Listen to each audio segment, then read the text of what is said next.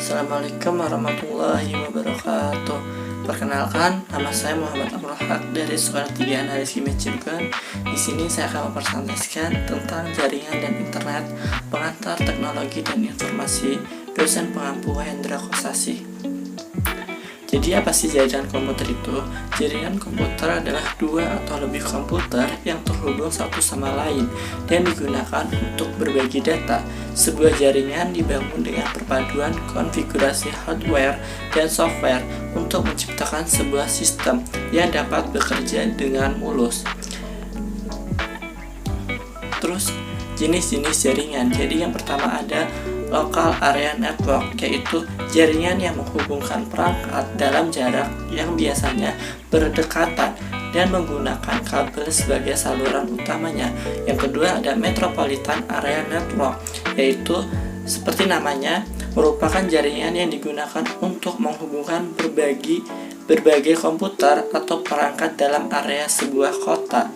Yang ketiga ada Wide Area Network, yaitu jenis jaringan komputer yang menghubungkan beberapa perangkat komputer atau berbagai macam tipe jaringan lainnya seperti LAN dan WLAN dalam jarak jangkauan yang cukup jauh, bahkan bisa antar negara. Yang keempat ada Person Area Network, yaitu jenis jaringan komputer yang biasanya menghubungkan berbagai perlengkapan elektronik milik pribadi yang dikelola oleh orang itu sendiri. Yang kelima ada Campus Area Network, yaitu jaringan yang menghubungkan aneka perangkat dan komputer dalam sebuah instansi pendidikan seperti sekolah, kampus, universitas, institut, dan lain-lainnya. Yang kelima ada internet. Yang keenam ada VPN, yaitu Virtual Private Network, adalah suatu jaringan yang bisa digunakan untuk membuat kegiatan internet pengguna menjadi lebih aman dan tak bisa dilacak. Adapun topologi jaringan komputer yaitu ada bus, ada ring, ada star, tree, dan mesh.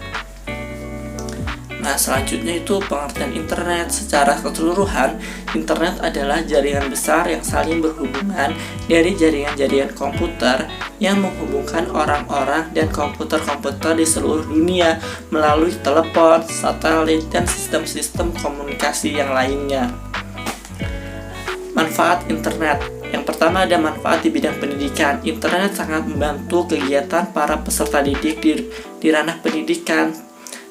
Bukan hanya mahasiswa yang telah menuntut ilmu di perguruan tinggi saja, namun mereka yang duduk di jenjang SD, SMP, dan SMA juga sangat terbantu dengan adanya internet. Yang kedua ada manfaat di bidang kesehatan. Bidang kesehatan, internet juga memberikan banyak manfaat.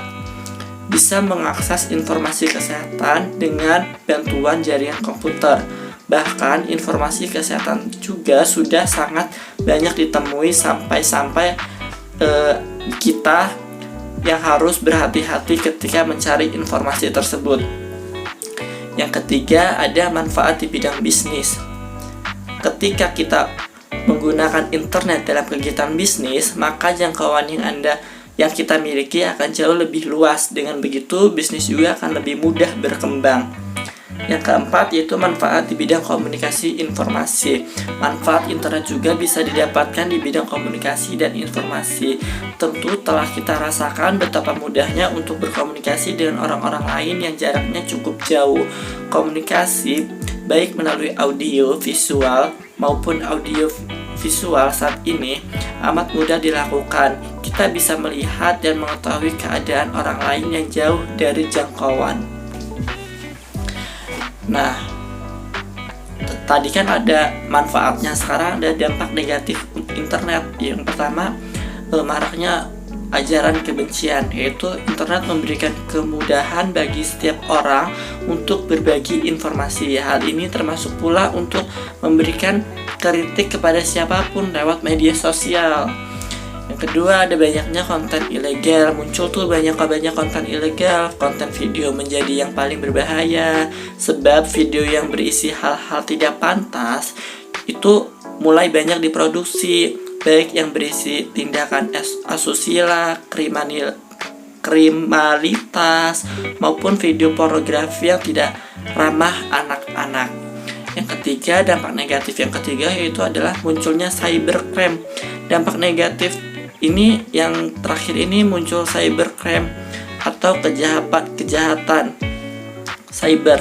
Semakin mudah setiap orang membagikan apapun, semakin mudah pula bagi orang lain untuk mengomentari dan mengemukakan pendapat. Padahal tidak semua hal yang dikatakan di media dapat diterima oleh semua orang. Ya, jadi sekian presentasi saya hari ini. Kurang lebihnya mohon maaf. Wassalamualaikum warahmatullahi wabarakatuh.